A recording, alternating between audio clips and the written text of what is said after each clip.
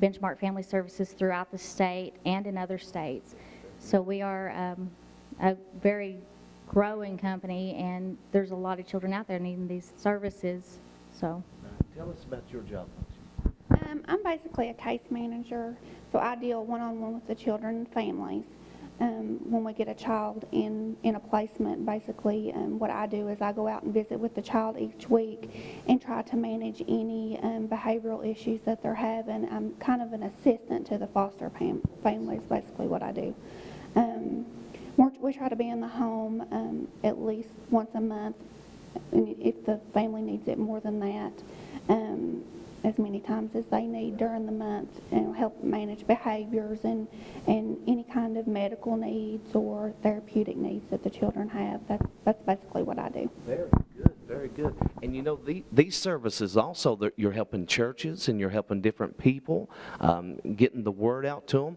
And what I wonder now is how many children do you have on staff, or how many do you help a day? well, we have 24 actually placed in care right now. We've had up to 46, 48 in care. We are constantly working referrals, trying to find homes for kids. So just because we just have that many in placement don't mean that that's what we work for or work with. We're all the time trying to promote the kids, trying to get better for them. Even after they turn 18, we try to encourage them to go to college. We can keep them in our care until they're 21, but if they need assistance from that, we make sure that they are provided with the needs that they the knowledge of where they need to go from there, whether it be a living environment for adults, you know, or if it's them going out on their own to succeed. Now, how do y'all handle this? Like, if a child has been abused and come from a home, does the child get therapy? I mean, do you have psychiatrists on staff or guidance counselors or what? We do have a on-staff therapist. She's in the office. She's available 24 hours a day, 7 days a week. Of course, our case managers are also available 24/7, as myself. We are open to help the kids and the families any way we can, anytime. With the therapist, she's all the time seeing the kids, and she sees some kids once a month. She sees some twice. Some kids she sees weekly, 1 or 2 times a week. It depends on the individual needs of the child. And in case you're just joining us, this is Community Issues and Answers, a brand new program right here on WVTN television. We are trying to reach out to this community to get involved with different organizations, different civic groups, and it's a free service. So if you would like to get involved with this service, what you need to do is call us right here at the radio station, TV station, at 528-4671. And today we're visiting with the Benchmark Family Services. We're talking about foster parents and foster children. We need to really get involved with this because this is helping out a lot of kids and it's helping out a lot of people. What about schooling and you know, like clothing, if the kids are really, you know, needing these items for school or whatever? What do you do in that situation? There is, of course, a per diem rate that the foster families get paid.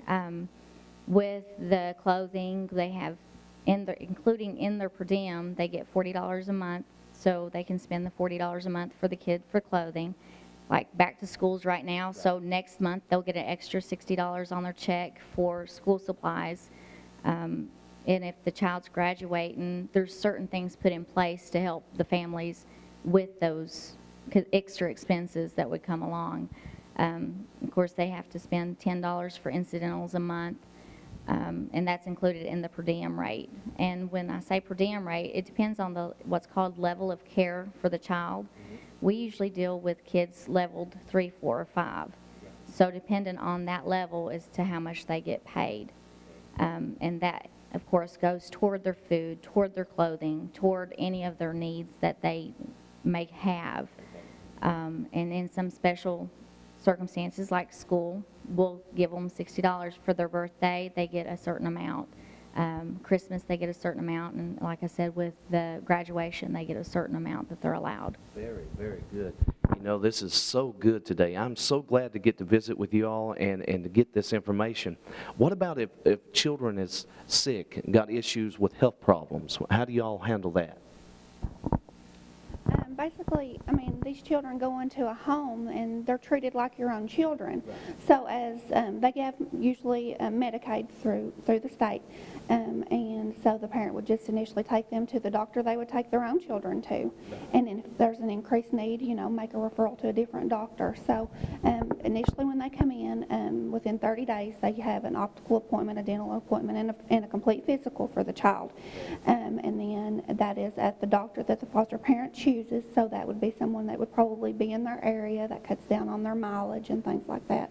We also reimburse for mileage, so much per mile. And then that way the family, I mean, is really supported through our agency, and the child is as well. Very, very good. And you know, this is just right here in Corbin, Kentucky. You can get involved in this, and you can call up. Maybe somebody today is really considering on being a foster parent.